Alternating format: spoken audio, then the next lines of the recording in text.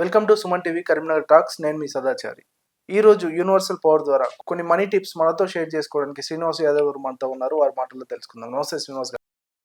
శ్రీనివాస్ గారు, ఒక వ్యక్తి డాక్టర్ కావాలన్న లక్ష్యంతో మంచి ఎంబీబీఎస్ చదివి డాక్టర్ కోర్స్ పూర్తయ్యాక ఒక మంచి క్లినిక్ కానీ హాస్పిటల్ కానీ పెట్టుకొని ఇటు ప్రజాసేవ చేస్తూ మంచిగా డబ్బు కూడా సంపాదించాలనే లక్ష్యంతో ముందుకెళ్తూ ఉంటాడు.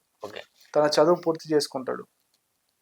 ఒక క్లినిక్ హాస్పిటల్ స్టార్ట్ చేస్తారు చిన్న. అదేంటో పేషెంట్ సరిగా రారు. అటువంటి డాక్టర్ కి మీరేం చెప్పాలనుకుంటున్నారు? యూనివర్సల్ పవర్ ద్వారా మీరేం చెప్పాలనుకుంటున్నారు? ఒక సదాచారి గారు, మీరు చెప్పినట్టుగా ఒక డాక్టర్గా తను ఎంబీబీఎస్ కంప్లీట్ చేసి ఎండి కంప్లీట్ చేసి తను కొత్తగా హాస్పిటల్ పెట్టినప్పుడు కానీ అంటే వాళ్ళకు టూ గ్రౌండ్స్ ఉంటాయండి. అంటే ఒక ఎంబీబీఎస్ డాక్టర్ అయినా ఎండి డాక్టర్ అయినా వాళ్ళ పేరెంట్స్ వాళ్ళని డాక్టర్ వృత్తిలో ఉండి పిల్లలు వృత్తిలోకి వచ్చినప్పుడు వాళ్ళ గుడ్ విల్ వీళ్ళ మీద పడిపోతుంది. అంటే వాళ్ళ ఫాదర్ డాక్టర్ అయి ఉండి పిల్లలు డాక్టర్ అయినప్పుడు ఒక రకంగా ఉంటుంది. అంటే వాళ్ళ హాస్పిటల్ పెట్టినప్పుడు అంటే జనరల్ పలానా డాక్టర్ వాళ్ళ అబ్బాయి మళ్ళీ డాక్టర్ అని చెప్పి సొసైటీలో పబ్లిష్ అవుతాడు. సెకండ్ థింగ్ ఏంటంటే అసలు వాళ్ళ పేరెంట్స్ కానీ ఎవరైనా బిజినెస్ సిస్టంలోకి ఉండి తను మెడికల్ రంగంలోకి వచ్చినప్పుడు ఏమైందంటే తనకు ఒక ప్లాట్ఫామ్ అనేది ఉండదండి. తను ఎలా మెడికల్ రంగంలో అంటే ఎలా ఉంటుందంటే తనకు తానుగానే ఎస్టాబ్లిష్ కావాలి. అంటే కంప్లీట్ గా తను కొత్తగా హాస్పిటల్ పెట్టినప్పుడు ఇప్పుడున్న సిస్టమ్ లో ఎలా ఉంటుందంటే ఇప్పుడు హాస్పిటల్స్ కొత్తగా పెట్టాలంటే వీళ్ళు ఏంటంటే ఆర్ఎంపీ డాక్టర్ల మీద ఆధారపడతారండి. కొత్తగా హాస్పిటల్ పెట్టినప్పుడు వాళ్ళు ఏందో ఆర్ఎంపీ డాక్టర్లతో పబ్లిక్ లో హాస్పిటల్ పలానా అని పెట్టుకుంటారు. సో వాళ్ళు ఇచ్చే రిఫరెన్స్ మీద పేషెంట్ రావడం అవుతుంది. అయితే ఇక్కడ ఒక్కొక్కసారి ఏమైందంటే తను కొత్త డాక్టర్ కొత్తగా ఎస్టాబ్లిష్ అయినప్పుడు ఆర్ఎంపీ డాక్టర్ రిఫర్ చేసిన పేషెంట్స్ ఎవరైతున్నా వాళ్ళు నమ్మకపోవచ్చు, బిలీవ్నెస్ రాకపోవచ్చు. అట్లా ఉన్నప్పుడు ఏమైందంటే వాళ్ళు అనుకున్నంత ఊహించినంతగా వాళ్ళకి రిజల్ట్ రాదు. అయితే అప్పుడు ఏంటంటే ఈ వాళ్ళకున్న రిక్వైర్మెంట్ కానీ వాళ్ళకున్న మెషినరీ ఖర్చులు కానీ ఉన్న ఎంప్లాయ్మెంట్ ఖర్చు కానీ వాళ్ళకి అనుకున్నంత రీచ్ కాదు. అలాంటి డాక్టర్ మన దగ్గరికి వచ్చినప్పుడు మనం ఏం చెప్తామంటే తనకు మా విశ్వశక్తి ద్వారా జ్ఞానం ద్వారా తనకి good will creative mind create చేస్తామండి. అంటే ఒక డాక్టర్ కొత్తగా హాస్పిటల్ పెట్టి 6 months 1 year చూస్తాడు ఎట్లా పర్ఫార్మెన్స్ ఎట్లుంది, పేషెంట్ ఎట్లుంది, నేను ఎలా చేస్తాను. అక్కడ ఇతని పర్ఫార్మెన్స్ కరెక్ట్ ఉన్నా పేషెంట్స్ మంచుకున్నాక ఫస్ట్ పేషెంట్స్ రావాలి కదా. వీళ్ళ పర్ఫార్మెన్స్ క్లియర్ చేసుకోవాలంటే పేషెంట్స్ రావాలి. అట్లా రానప్పుడు ఏంటంటే మేము ఒక గుడ్ విల్ అంటే సపోజ్ ఎలా చెప్తామంటే ఆ డాక్టర్కి స్టేట్ లెవెల్లో కొంతమంది స్పెషలిస్ట్ ఉంటారండి. అంటే హార్ట్ స్పెషలిస్ట్ కానీ సర్జికల్ స్పెషలిస్ట్ కానీ అలా స్పెషలిస్ట్ డాక్టర్స్ ఉంటారు. వాళ్ళని మనం ఏం చెప్తామంటే గుడ్ విల్ గా తన హాస్పిటల్ కు మంత్లీగా వీక్లీగా ఒక విజిటర్స్ పెట్టమని చెప్తాం అన్నట్టు. అయితే యాక్చువల్ కింద దాన్ని మనం పబ్లిక్ లో పబ్లికేషన్ చేయమని చెప్తాం. అంటే ఒక హార్ట్ స్పెషలిస్ట్ ఫలానా డేట్ లో మా హాస్పిటల్ కు మేము ఇస్తున్నాం ఫెసిలిటీ అని ఫలానా డేట్ ఫలానా రోజు ఫలానా స్పెషలిస్ట్ వస్తున్నాడని చెప్పి ప్రమోట్ చేసుకోమని. అప్పుడు ఏమైందంటే ఎవరు ప్రమోట్ చేస్తున్నారు, ఏ హాస్పిటల్ ప్రమోట్ చేస్తున్నారు, ఏ డాక్టర్ ప్రమోట్ చేస్తున్నారు, ఆ డాక్టర్ తో పాటు తనకు కూడా ఒక నేమ్ వస్తుంది. అప్పుడు అట్లా ఆటోమేటిక్ గా ఆ డాక్టర్ ఉన్న గుడ్ విల్ అంతా ఈ డాక్టర్ కు ఇంప్రెస్ అవుతుంది. అట్లా ఒక 6 months 3 months ఒక ఏ స్పెషలిస్ట్ కి సంబంధించిన డాక్టర్ మనం రిఫరెన్స్ పెడతాం. కొంచెం ఏంటంటే వాళ్ళు హాస్పిటల్ ఇది ఒక పెట్టుబడిగానే వాళ్ళు పెట్టుకోవాలి. ఆటోమేటిక్ గా వాళ్ళ ఫేమస్ డాక్టర్స్ వాళ్ళ హాస్పిటల్లో వాళ్ళు సర్వీస్ చేయడం వల్ల పేషెంట్స్ జనాలకు డైరెక్ట్ మెసేజ్ వెళ్ళిపోతుంది. అంటే పలానా హాస్పిటల్లో పలానా స్పెషలిస్ట్ వస్తారు. ఆటోమేటిక్ ఏమైందంటే తనకు ఒక 1 year గ్యాప్ లా ఆటోమేటిక్ తనకు గుడ్ విల్ పెరుగుతుంది, బ్రాండ్ క్రియేట్ అవుతుంది. అప్పుడు ఆటోమేటిక్లీ పేషెంట్స్ రావడం జరుగుతుంది. సేమ్ అదే సలహా మనం వాళ్ళకి ఇస్తాం. శ్రీనివాస్ గారు, ఒక అబ్బాయి ఉంటాడు, ఆయన గోల్ ఏంటంటే విదేశాలకు వెళ్ళి ఏదైనా బిజినెస్ పెట్టాలి, మంచి సక్సెస్ కావాలి అనే గోల్ ఉంటుంది. కానీ పేరెంట్స్ కి మాత్రం మా అబ్బాయి ఇక్కడే ఉండాలి, ఇక్కడే మంచిగా సంపాదించాలి వ్యాపారంలో అని ఉంటది. వాళ్ళిద్దరు ఒక అభిప్రాయం ఉండదు. వారిద్దరి మధ్య ఒక అభిప్రాయం అనేది ఉండదు. అలాంటి పేరెంట్స్ మీకు అప్రోచ్ అయితే మీ యూనివర్సల్ పవర్ ద్వారా ఏం చెప్తారు? సదాచారి గారు, అలాంటి మీరు చెప్పినట్టుగా ఇప్పుడున్న సమాజంలో చాలా మంది పేరెంట్స్ ఇది ఫేస్ చేస్తున్న ప్రాబ్లం అండి. అంటే ఎవరికైనా ఒక యువత వాళ్ళ ఫ్రెండ్స్ స్విట్జర్లాండ్ లో, అమెరికాలో, కెనడాలో వాళ్ళు ఉండడం వల్ల వీళ్ళకి స్టడీస్ చేస్తూ పార్ట్ టైం జాబ్స్ కూడా వాళ్ళు ఉండడం వల్ల వీళ్ళకి ఏమనిపిస్తుంది అంటే మా ఫ్రెండ్స్ ఉన్నారు కదా, మనం అక్కడికి వెళ్దాం, జాబ్ చేస్తాం లేదా బిజినెస్ చేస్తాం, అని చెప్పి వాళ్ళు ఒక డ్రీమ్ లో ఉంటారండి. అవును. అయితే పేరెంట్స్ ఎవరైతే ఉన్నారో పేరెంట్స్ కు అది ఇష్టం ఉండదు. ఎందుకంటే వాళ్ళ పిల్లలు వాళ్ళతోటే ఉండాలి, ఇక్కడనే వాళ్ళ కళ్ళ ముందు ఉండాలి, ఓకే. వాళ్ళ సుఖాలు సంతోషాలు వీళ్ళు చూడాలి అనేది పేరెంట్స్ కోరుకుంటారు. అవును. అయితే ఇది వాళ్ళకి ఎంత చెప్పినా హ్మ్. వాళ్ళకి అర్థం కదండి. ఓకే. పేరెంట్స్ వాళ్ళు పట్టించుకోరు అసలుకి. హ్మ్. పట్టించుకోరు కాబట్టి వాళ్ళ అట్లాంటి పేరెంట్స్ ఎలా అంటే ఇది ప్రతి కుటుంబంలో ప్రతి వ్యవహారంలో చూస్తున్నాం. అవును. అయితే వీళ్ళకేమో ఎందుకు అలా జరుగుతారంటే అతను ఆ అబ్బాయి బయట ఉన్న ఫ్రెండ్స్ సర్కిల్ ద్వారా గానీ అతను ఉన్న సిచ్యువేషన్ లా అవన్నీ క్రియేట్ అయ్యి అతని మైండ్ ఒకటే పెట్టుకుంటాడు. ఏమని, నేను అమెరికా వెళ్ళాలి, మంచిగా బిజినెస్ పెట్టుకోవాలి, అవును. మంచిగా సెటిల్ కావాలని అనుకుంటాడు. అయితే ఇక్కడ ఏమైతుందంటే సార్, ఏ అలాంటి పేరెంట్స్ మన దగ్గరికి వచ్చినప్పుడు మనం వాళ్ళకి ఏం చెప్తామంటే ఆ ఆ అబ్బాయికి వాళ్ళ ఇష్టాలు, వాళ్ళ కోరికలు, వాళ్ళ ఆలోచనలు, వాళ్ళ డ్రీమ్స్ అనేది చాలా మటుకు పేరెంట్స్ కు తెలియదండి. అవును. అయితే వాళ్ళు ఏమని చెప్తారంటే, నేను అమెరికా వెళ్ళాలనుకుంటున్నా డాడీ అంటే, హ్మ్. వద్దు అని డైరెక్ట్ చెప్పేస్తారు. వద్దు అవును. వద్దు ఇక్కడే ఉండాలి, ఇక్కడ ఏదైనా బిజినెస్ చేసుకోవాలని డైరెక్ట్ చెప్పేస్తారు. అంటే ఎప్పుడైతే పేరెంట్స్ డైరెక్ట్ పిల్లలకు చెప్పంగానే హ్మ్. వాళ్ళకి అసలు చెప్పడం అని చేస్తారు. ఓకే. పేరెంట్స్ షేర్ చేయరు అసలు. ఏమో డాడీ అద్దంటుండు, వాళ్ళకి ఇష్టం లేదు, వాళ్ళకి చెప్పడం ఏంది ఏది, నేను వెళ్తే అమెరికా వెళ్తా, ఓకే. లేకపోతే వెళ్ళా అని డైరెక్ట్ ఫిక్స్ అయిపోతారు అన్నట్టు. ఓకే. అంటే వీళ్ళు అసలు అసలు ఎందుకు దేనికోసం ఇష్టాలు అడగడం అని ఉండదు అసలు ఉండదు. ఈ రోజున మరి పేరెంట్స్. ఎలా ఎలా చెప్పాలంటారు అయితే పిల్లలకి యాక్చువల్గా అర్థమయ్యేలా? ఏందా సార్, వాళ్ళకు చిన్నప్పటి నుండి హ్మ్. వాళ్ళ పిల్లలకు చిన్నప్పటి ఉన్న డ్రీమ్స్ ఏందనేది పేరెంట్స్ తెలుసుకోవాలండి. ఓకే. అయితే వాళ్ళ చిన్నప్పటి నుండి పిల్లలకు ఏం డ్రీమ్స్ ఉన్నాయి, వాళ్ళకి ఎలాంటి అలవాట్లు ఉన్నాయి, వాళ్ళకి ఎలాంటి లక్ష్యాలు ఉన్నాయి, ఓకే. వాళ్ళకి ఎలాంటి కోరికలు ఉన్నాయి అని హ్మ్. తెలుసుకున్నప్పుడు కొన్ని ఏమో పేరెంట్స్ చెప్తారండి, ఓకే. కొన్ని ఏమో ఫ్రెండ్స్ చెప్తారు. హ్మ్. అయితే కొన్ని పేరెంట్స్ డైరెక్ట్ చెప్పలేని వాళ్ళు ఉన్నారు, హ్మ్. కొన్ని ఫ్రెండ్స్ తో షేర్ చేసుకున్న వాళ్ళు. అవును. అయితే ఇక్కడ ఏదైతే పేరెంట్స్ మనకు వచ్చి అడిగినప్పుడు ఆ పేరెంట్స్ వాళ్ళు చేయాల్సిన ఫస్ట్ నిబంధన ఏంటంటే వాళ్ళ ఫ్రెండ్స్ తోటి పిలుచుకొని అసలు మా అబ్బాయికి ఏమి ఇష్టాలేంటి, హ్మ్. తన డ్రీమ్స్ ఏంటి, హ్మ్. తన ఆలోచనలు ఏంటి, వాళ్ళ ఫ్రెండ్స్ని అడగాలండి. ఓకే. అంటే తన పిల్లలకు సంబంధించిన ఇన్ఫర్మేషన్ రావాలంటే వాళ్ళ ఫ్రెండ్స్ని అడగాలి, యాహ్! క్లోజ్ ఫ్రెండ్స్ని అడగాలి. హ్మ్. మా అబ్బాయికి ఏంటిది ఇష్టం, ఎలాంటిది డైరెక్ట్ అడిగితే చెప్పాడు, అవును. తనకు తెలియదు. ప్లస్ అదొకటి, హ్మ్. ప్లస్ తను చిన్నప్పటి నుండి పెరుగుతున్న విధానంలో హ్మ్. తన ఇష్టాలు మదర్ తో షేర్ చేసుకుంటాడు, హ్మ్. సిస్టర్ తో షేర్ చేసుకుంటాడు, అవును. ఫాదర్ తో షేర్ చేసుకుంటాడు. కానీ ఇవి డిస్కస్ చేయాలి.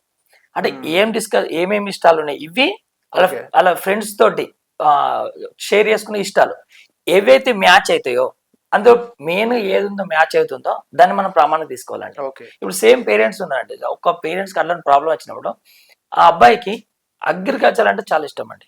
ఓకే. అగ్రికల్చర్ మంచి వ్యవసాయ భూమి ఉండాలి, మంచి టెక్నాలజీతో పండిన పంటలు పండాలి, మంచిగా పచ్చని ఆ, పచ్చని పొలాల మధ్యలో ఉండాలి హ్మ్. ఆయన తనకు డ్రీమ్ అండి.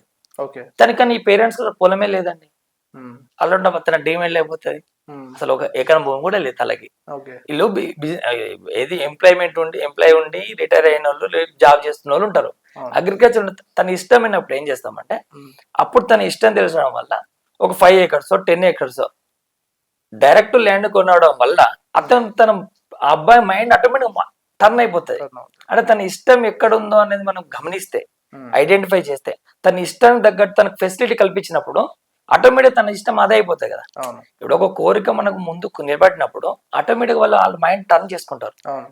అట్లాంటి సలహా ఇచ్చి వాళ్ళని మనము అబ్బాయికి వ్యవసాయ రంగం వరకు మళ్ళించినామండి. ఓకే. అట్లా మళ్ళించచ్చు వాళ్ళకు. అంటే ఏదైనా నేను చెప్తున్నా ఏంటంటే ఆ అబ్బాయికి వ్యవసాయ రంగం అంటే ఇష్టం, వీళ్ళకి ల్యాండ్ లేదు. ల్యాండ్ మీద కొనడం 10 acres కొనడం వల్ల ఆ ఇష్టమైన రంగాన్ని ఎంచుకోవచ్చు తను. శ్రీనివాస్ గారు, ఒక వ్యక్తి ఒక బిజినెస్ స్టార్ట్ చేస్తాడండి చాలా నమ్మకంతో. ఓకే. ఓకే. బిజినెస్ నడుస్తూ ఉంటది. కొంతకాలం తర్వాత తనకు తెలుస్తది. అంటే బిజినెస్ కొద్దిగా లాస్ వస్తుంది. అయినా నడిపిస్తా ఉంటాడు.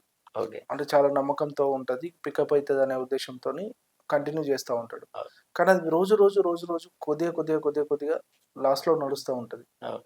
తనకు తెలుస్తా ఉంటది. కానీ దాన్ని వదలలేడు. ఓకే. ఆ బిజినెస్‌ని వదిలిపెట్టలేడు. అవును. అలాంటి పర్సన్ మీకు అప్రోచ్ అయితే మీరేం ఎస్. చెప్తారు? ఎలాంటి మంచి సలహా ఇస్తారు వాళ్ళకి?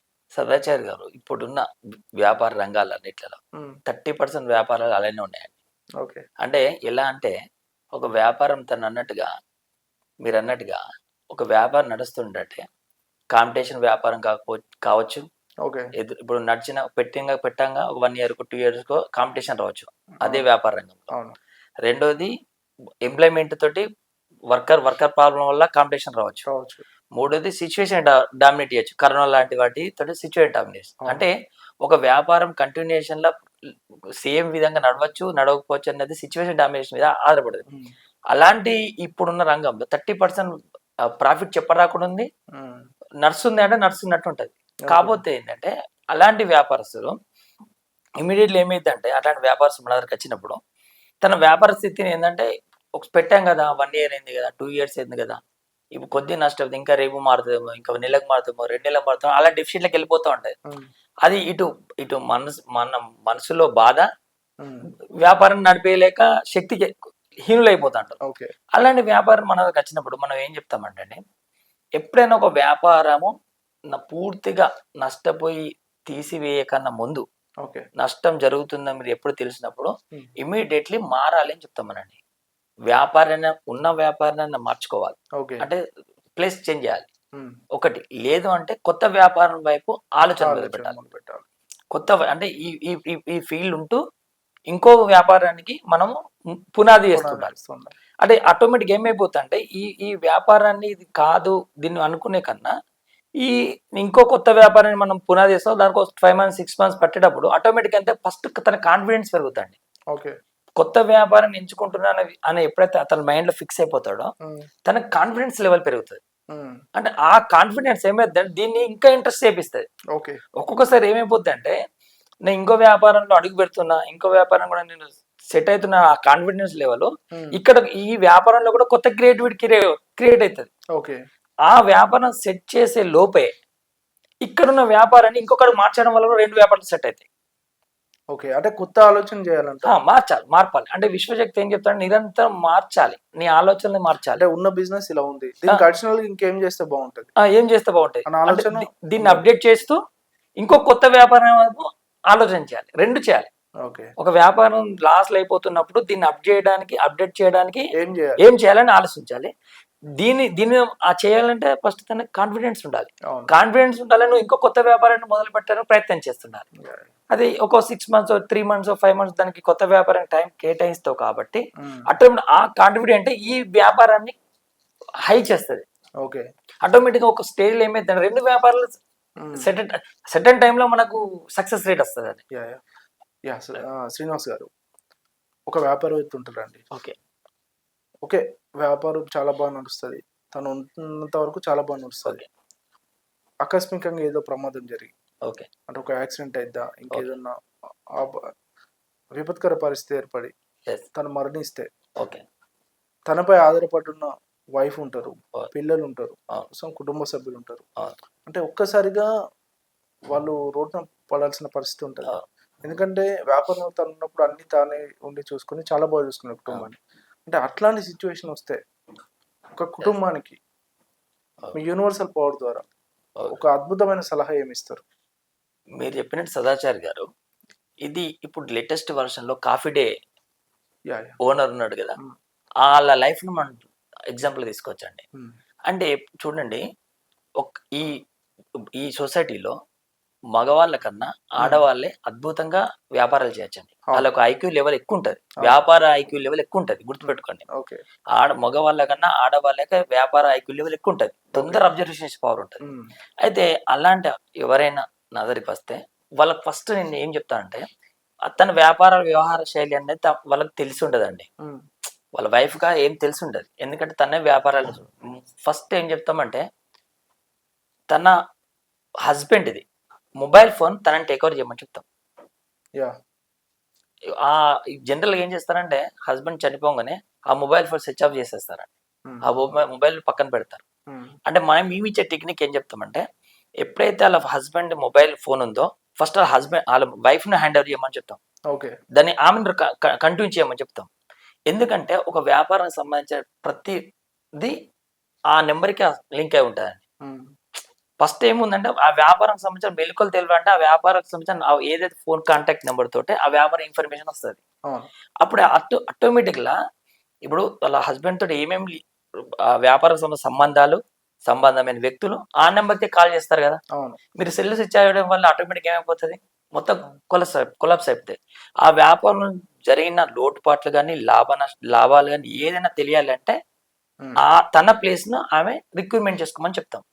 రిక్రూట్మెంట్ చేసుకోవాలంటే కమ్యూనికేషన్ అనేది రావాలి. ఆ కమ్యూనికేషన్ ఈ రోజులో మొబైల్ తోటి ఉందండి. అవును, మొబైల్ తోటి ఉంది కాబట్టి ఆ మొబైల్ ద్వారా వచ్చే ప్రతి ఇన్ఫర్మేషన్ తోటి ఆమె ఆ వ్యాపారాన్ని సక్సెస్ఫుల్ చేయొచ్చు. ఓకే, అంటే అసలు ఆ వ్యాపారం గురించి ప్రతిదీ తన కాంటాక్ట్ నెంబర్ తోటి ఉంటుందండి. వ్యక్తులు కానీ దానిలో సంబంధించిన ఇన్వాల్వ్మెంట్ ప్రతి పర్సన్ ఆ ఫోన్ ఎప్పుడైతే అందుబాటులో ఉంటుందో అందరు మీ దగ్గరికి వచ్చేస్తారు. ఓకే, అసలు ఫోన్ డిస్కనెక్ట్ అయ్యే వరకు వ్యాపారం అంతా క్లోజ్ అయిపోతుంది. అంటే ఫస్ట్ మనం మొబైల్ అనేది కమ్యూనికేషన్ ఫస్ట్ ఒక వ్యాపారాన్ని హ్యాండ్ టేక్ ఓవర్ చేయాలంటే ఆ వ్యాపారాన్ని నడిపించిన యజమాని యొక్క మొబైల్ ను మనం ఫస్ట్ అలా వైఫ్ టేక్ ఓవర్ చేయమని చెప్తాం. ఓకే, దానివల్ల పూర్తి ఇన్ఫర్మేషన్ ఉంటుంది. దానికి సంబంధించిన వాళ్ళకు కూడా ఒక నాలెడ్జ్ వస్తుంది. సో బిజినెస్ ని కంటిన్యూ చేయమంటారు. కంటిన్యూ చేయమంట అది కంటిన్యూ చేయమంటాం ఒకటి. రెండోది దాంట్లో అది అక్కడ ఒక అవగాహన వస్తుంది. ఫస్ట్ ఆ వ్యాపారాన్ని కంటిన్యూ చేసుడా లేకపోతే క్లోజ్ చేసుడా ఒక అవగాహన వస్తుంది. ఇప్పుడు మొత్తానికి మనం సెల్ స్విచ్ చేసినట్టు కంప్లీట్ క్లోజ్ అయిపోతుంది. అదే మీకు ఆ మొబైల్ మనం టేక్ ఓవర్ చేయడం వల్ల వ్యాపారాన్ని కంటిన్యూ చేసుడా క్లోజ్ చేసుడా ఆర్థికమైన సంబంధాలు ఏమేమి ఉన్నాయి, ఏమి మనకు వచ్చేటివి పోయేటివి అన్ని ఇన్ఫర్మేషన్ మనకు అప్డేట్ అవుతుంది. అట్లా అప్డేట్ స్టేజ్ లో వాళ్ళకు ఒక క్లారిటీ వస్తుంది. అంటే ఆ వ్యాపారం మీద ఒక క్లారిటీ వస్తుంది. ఈ వ్యాపారం మేము కంటిన్యూ చేయొచ్చా లేదా క్లోజ్ చేసి మనం వేరే వ్యాపారం వైపు మళ్ళించడం అనేది జరుగుతాయి. ఇప్పుడు తనతో పాటు ఫ్రెండ్స్ ఉంటారండి, పార్ట్నర్స్ ఉంటారు. వాళ్ళు కూడా ఎలా ఉంటారంటే హస్బెండ్ లేకున్నా కూడా ఆ పార్ట్నర్షిప్ కంటిన్యూ చేయొచ్చు. కొన్ని సంబంధాలు అది ఎప్పుడు కంటిన్యూ చేస్తారంటే వాళ్ళ వైఫ్ ఎవరైతే ఉన్నారో వాళ్ళు కాంటాక్ట్లకు వస్తున్నాయి కదా. ఇప్పుడు మొబైల్ కాంటాక్ట్కి వచ్చి వాళ్ళు కమ్యూనికేషన్ అయ్యి వాళ్ళు కూడా మా దగ్గర సామర్థ్యం ఉంది, మా దగ్గర స్కిల్ ఉంది, మేము కంటిన్యూ చేస్తాము, మేము వ్యాపారంలో మేము ఇన్వాల్వ్ అవుతామని వాళ్ళకు కమ్యూనికేషన్ అయినప్పుడు ఆటోమేటిక్గా పార్ట్నర్షిప్ వ్యాపారాలు కానీ ఏ వ్యాపారాలు కానీ ఇప్పుడు వాళ్ళ స్కిల్ తెలియాలంటే వెళ్ళండి.